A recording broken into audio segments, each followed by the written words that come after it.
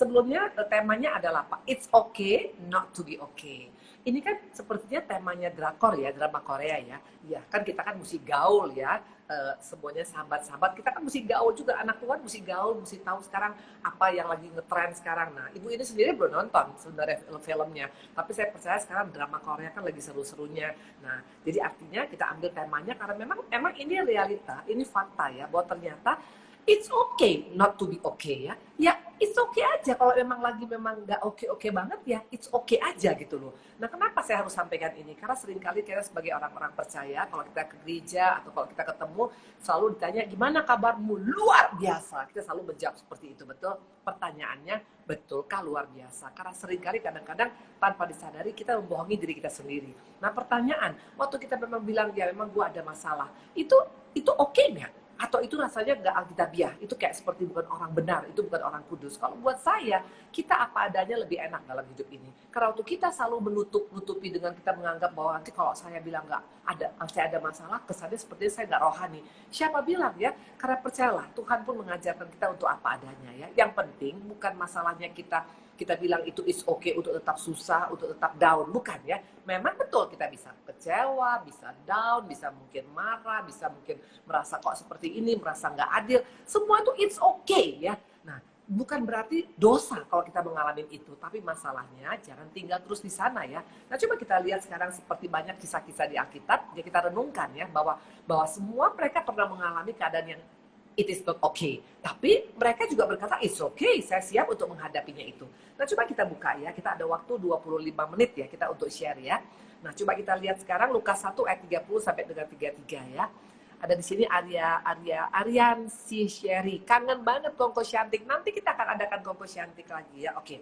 Nah, coba kita lihat di sini ya. Mana buktinya bahwa it's okay to be not okay ya. Nah, Lukas 1 ayat 30 sampai dengan 33. Ceritanya tentang waktu kelahiran Tuhan Yesus. Coba kita lihat. Kata malaikat itu padanya, jangan takut hai Maria, sebab engkau beroleh kasih karunia di hadapan Allah. Sesungguhnya engkau akan mengandung dan akan melahirkan seorang anak laki-laki, dan hendaklah engkau menamai dia Yesus. Ia akan menjadi besar dan disebut anak Allah yang maha tinggi, dan Tuhan Allah akan mengaruniakan padanya tahta Daud, bapa leluhurnya, dan ia akan menjadi raja atas kaum keturunan Yakub sampai selama-lamanya, dan kerajaannya tidak akan berkesudahan. Wow, ini luar biasa ya. Nah 35, jawab malaikat itu kepadanya, Roh Kudus akan turun atasmu dan kuasa Allah yang maha tinggi akan menaungi engkau, sebab anak yang akan kau lahirkan akan disebut kudus, anak Allah. Wow, saya mau tanya, siapa yang gak pengen seperti Maria, betul? Siapa nggak pengen masuk rencana Tuhan yang pol abis? Bayangkan menjadi mama daripada Yesus. Yesus adalah anak Allah yang maha tinggi. Berarti pasti dong fasilitas surganya gila abis, betul? Pasti keren banget. Itu menurut pandangan kita, betul? Nah, perhatikan. Faktanya bagaimana? Apakah faktanya semuanya oke? Ya, kita lihat Lukas 26 dan 7. Ketika mereka di situ, tibalah waktunya bagi Maria untuk bersalin, dan ia melahirkan seorang anak laki-laki, anaknya yang sulung. Lalu dibungkusnya dengan lampin dan dibaringkan di dalam palungan, karena tidak ada tempat bagi mereka di rumah penginapan. Ini fakta. Kalau kita melihat tadi, Maria akan menjadi mama Yesus, anak Allah yang maha tinggi, raja dari segala raja. Pasti dong semuanya more than okay. Pasti oke, super duper oke, betul. Tapi faktanya apakah seperti itu? Ya, ada kalanya kita nggak mengalami oke. Ya, ini dikatakan bahkan boro-boro bisa melahirkan di rumah sakit, ditolak mentah-mentah, semua penginapan menolak. Akhirnya sampai bayi Yesus lahir juga di kandang domba, bahkan di kandang ternak ya, bahkan dikatakan tempat tidurnya pun itu dari palungan. Artinya ada kalanya kita mengalami it is not okay. Tapi pertanyaan, apakah Maria menjadi berontak? Apakah Maria menjadi langsung lari daripada panggilan Tuhan? No, ya. Wajar kalau dia kecewa sebagai manusia. Wajar mungkin kalau Yusuf juga merasa, kok gini ya? Kok gak sesuai seperti yang kita bayangkan? Gak ada yang salah dengan kalau kita misalnya berkata, loh kok seperti ini? It's okay untuk kita bisa mempertanyakan, kok gini Tuhan? It is okay. Gak ada yang salah, bukan berdosa dengan kita bertanya, kenapa Tuhan? Tapi masalahnya jangan tinggal dengan terus bertanya, jangan tinggal terus dengan kemarahan, jangan tinggal dengan kekecewaan. Itu yang membedakannya. Jadi masalahnya tadi, ini jelas Yesus, kelahiran Yesus, harusnya fasilitas surga lengkap, harusnya yang terbaik, tapi Maria mengalami it is not okay. Tapi yang hebatnya, dia tetap bisa menjalani sampai selesai. Nah ini yang kerennya. Nah coba kita lihat lagi yang kedua. Ya, tentang Ayub. Siapa yang nggak tahu tentang Ayub, betul? Ayub 1 ayat 1. Ada seorang laki-laki di tanah Uz bernama Ayub. Orang itu saleh dan jujur. Ia takut akan Allah dan menjauhi kejahatan. Jelas, ini orang luar biasa, betul? Dikatakan ada 4 hal. Saleh, takut akan Tuhan, menjauhi kejahatan, dan dikatakan juga jujur, betul? Ayat ketiga, ia memiliki 7.000 ekor kambing domba, 3.000 ekor unta, 500 pasang lembu, 500 keledai betina, dan budak-budak dalam jumlah yang sangat besar. Sehingga orang itu adalah yang terkaya dari semua orang di sebelah timur. Wajar, karena dia orang baik, karena dia orang sangat-sangat jujur, sangat saleh. Wajar dong Tuhan berkati, betul? Faktanya kemudian, apakah terus seperti itu? Perhatikan Ayub 2 ayat 7 dan 8. Kemudian iblis pergi dari hadapan Tuhan, lalu ditimpanya Ayub dengan bara yang busuk dari telapak kaki sampai ke batu kepalanya. Lalu Ayub mengambil sekeping beling untuk menggaruk-garuk badannya sambil duduk di tengah-tengah abu. So sad! Ya, kok bisa? Bisa nggak Ayub kecewa awalnya? Bisa lah, dia pasti bilang kok gini Tuhan. Pertanyaan, apakah itu membuat Ayub langsung berdosa? Tuhan nggak suka? No, karena Tuhan sadar sebagai manusia Ayub juga punya keterbatasan. Pasti dia juga pernah merasa, kenapa Tuhan? Ya, kok begini? Kurang apa aku Tuhan? Pernah, wajar. It's okay not to be okay. Betul? Ini kembali lagi. Nah, Ayub ini orang benar. Awalnya diberkati luar biasa, tapi dia juga mengalami hal yang it is not okay, ya. Tapi pertanyaan, apakah itu membuat Ayub meninggalkan Tuhan? Nah, ini yang luar biasa. Yesus tidak meninggalkan, Maria tidak meninggalkan rencana Allah dalam kehidupannya. Yusuf tidak meninggalkan rencana Allah dalam kehidupannya. Juga Ayub tidak meninggalkan. Bahkan dikatakan, apakah engkau seperti hanya mau yang enak saja? Ya, karena hidup dalam Tuhan nggak selalu semuanya oke. Sometimes it is not okay. Makanya Ayub bilang pada istrinya, apakah engkau mau yang enaknya saja daripada Tuhan? Karena rupanya ternyata dari Tuhan, sometimes ada yang enak, sometimes ada yang tidak enak. Nah, waktu kita bilang it's okay, not to be okay, ini artinya kita mengerti tentang rencana Tuhan dalam hidup seorang, betul? Nah, itu yang kedua. Yang ketiga, tentang siapa? Daud. Kita tahu juga kisah Daud. 1 Samuel 16 ayat 12 dan 13. Ya, coba kita lihat ya. Yang pertama tadi, Maria mau dipercayakan rencana besar. Tapi juga dia mengalami hal yang gak pernah dia bayangkan. It is okay not to be okay. Yang kedua juga dikatakan tadi siapa? Yang dikatakan tadi yang kedua adalah Ayub. Ayub orang saleh, orang benar, orang jujur, mengalami berkat Tuhan, tapi juga pernah mengalami hal yang tidak menyenangkan. It is okay not to be okay, ya. Nah, yang ketiga 1 Samuel 16 ayat 12 dan 13. Kemudian disuruhnya menjemput dia. Ini adalah Daud, ya, dijemput oleh pegawai daripada ayahnya. Ia kemerah-merahan, matanya indah dan parasnya elok. Lalu Tuhan berfirman, perhatikan, bangkitlah, urapilah dia, sebab inilah dia. Samuel mengambil tabung tanduk yang berisi minyak dan mengurapi Daud di tengah-tengah saudara-saudaranya. Sejak hari itu dan seterusnya berkuasa roh Tuhan atas Daud. Lalu berangkatlah Samuel menuju ke Rama. Luar biasa, bayangkan ini. Seorang Daud dikatakan dipilih langsung dari sekian banyak saudara-saudaranya. Dan dia menjadi orang yang akan dipercayakan Tuhan banyak hal. Pertanyaan, faktanya, apakah semua mulus? No, perhatikan Mazmur 38 ayat 11 dan 12. Ini yang berkata adalah Daud. Sahabat-sahabatku dan teman-temanku menyisih karena penyakitku. Dan sanak saudaraku menjauh. Orang-orang ingin mencabut nyawaku, memasang jerat. Orang-orang yang mengikhtiarkan celakaku, memikirkan kehancuran dan merancangkan tipu daya sepanjang hari. So sad.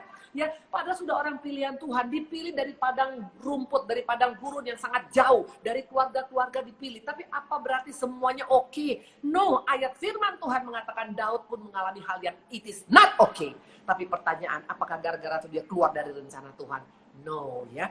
Nah, itu yang ketiga. Yang keempat kita lihat satu lagi. Seorang Yusuf, kita tahu. Kejadian 37 ayat 6 sampai dengan 7. Supaya ini membuka paradigma kita. Ternyata waktu kita mengalami hal yang tidak begitu oke, it doesn't matter. Itu nggak ada masalah. Karena percayalah ya, proses memang salah satu caranya Tuhan.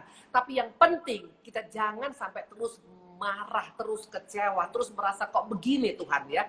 Untuk awalnya kita kecewa, wajar. Untuk awalnya kita merasa seperti kenapa Tuhan, wajar. Untuk awalnya kita merasa I am not okay, wajar. Tapi jangan tinggal terus dalam I am not okay. Karena percayalah, proses itu semuanya hanya transit area. Satu saat kita akan menuju kepada tanah Kanaan, tanah perjanjian, betul? Nah, kita tahu tentang Yusuf. Ya, dia bermimpi, kita tahu ceritanya, dia mimpi ada 11 bintang menyembah bintang dia. Bahkan dikatakan juga ada bulan dan matahari, yaitu papa mamanya, ya, itu juga menyembah bintang dia. Dan bukan hanya itu, ada berkas-berkas juga menyembah berkas dia. Intinya ada dua peneguhan, harusnya dia mantap betul, tapi faktanya dikatakan dia malahan dijual sebagai budak. Budak itu adalah orang yang tidak punya hak sama sekali. Bayangkan seorang budak, kalau misalnya tuannya kedinginan, itu dia berhak untuk membuka perutnya dan memasukkan kakinya ke dalam perut. Artinya budak sama sekali gak punya hak. Ya, apakah ini oke? No, it is not okay. Dia dijual sebagai budak, dia dipenjarakan, dia dilupakan. Jelas itu semua nggak oke. Pertanyaan, apakah ini membuat Yusuf langsung mundur dari Tuhan? Ini yang hebatnya. Pribadi-pribadi yang saya sampaikan tadi semuanya, walaupun mengalami tidak happy, walaupun hidupnya it is not okay, tapi dia bilang it's okay Tuhan. Yang penting selama aku bersama dengan engkau, selama engkau tidak meninggalkan aku, semua will be okay. Ini yang keren, betul? Nah, bagaimana dengan kita sekarang? Nah, yang jadi pertanyaan, bagaimana kita harus seperti ini, Bu Indri, ya?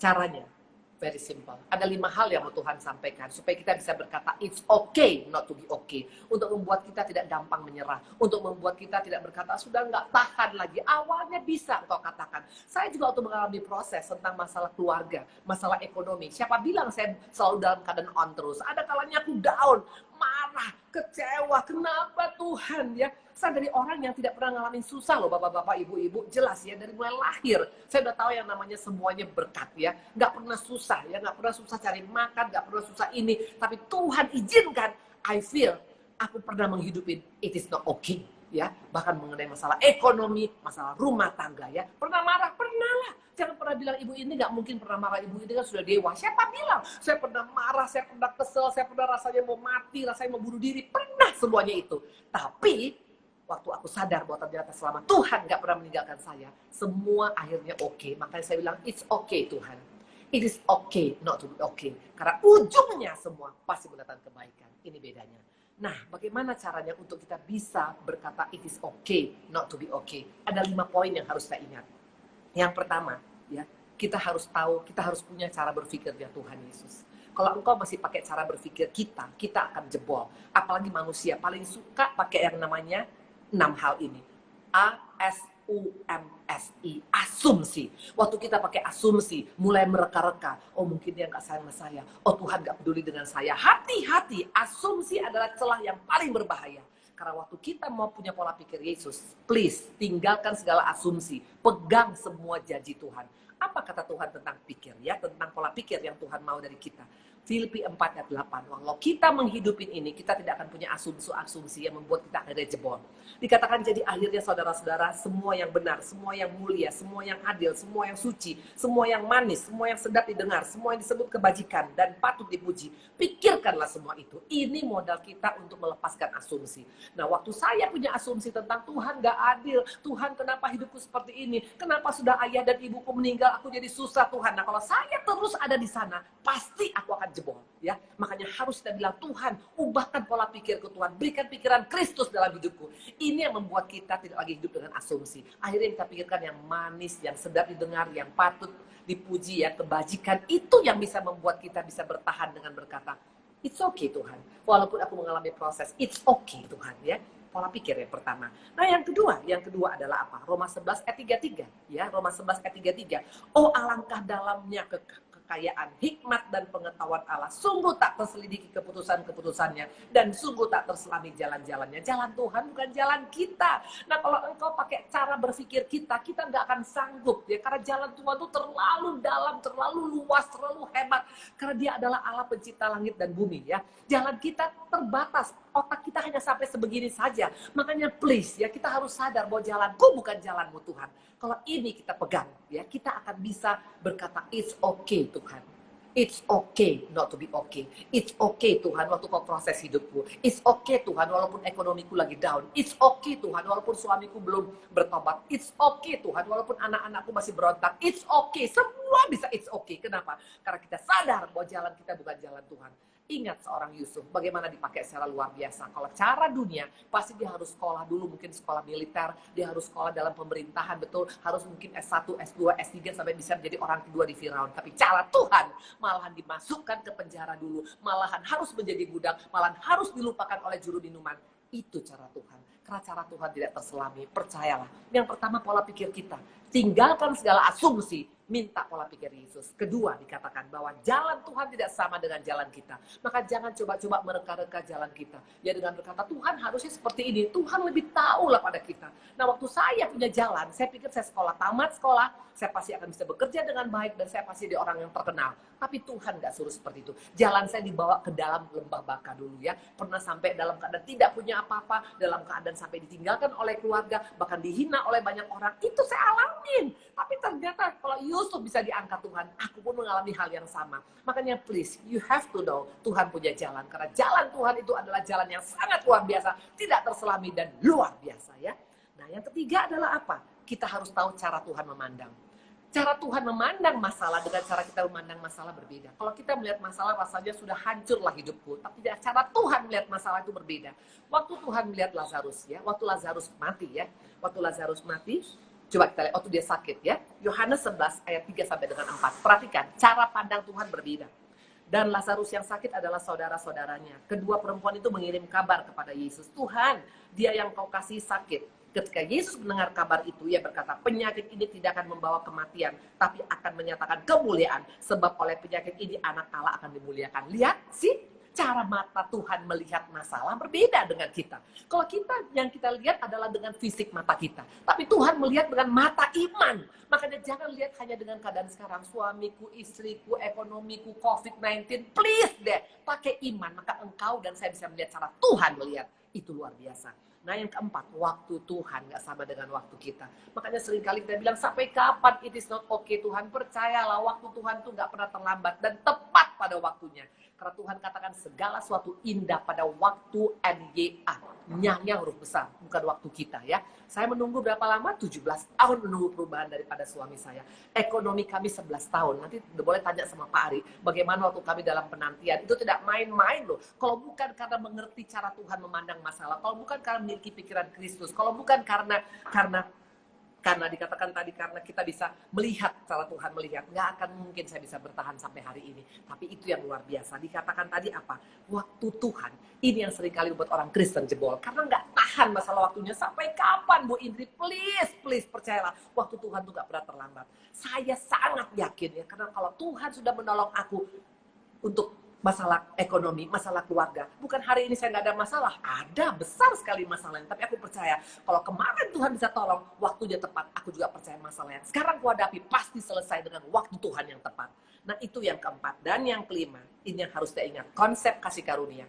Bukan hanya sekedar yang happy-happy. Kasih karunia juga berarti kita menghadapi masalah. Dan yang paling keren, kasih karunia itu bisa terjadi waktu kita bisa menjadi berkat di tengah masalah. Itu kasih karunia yang luar biasa. So means, it's okay not to be okay ya.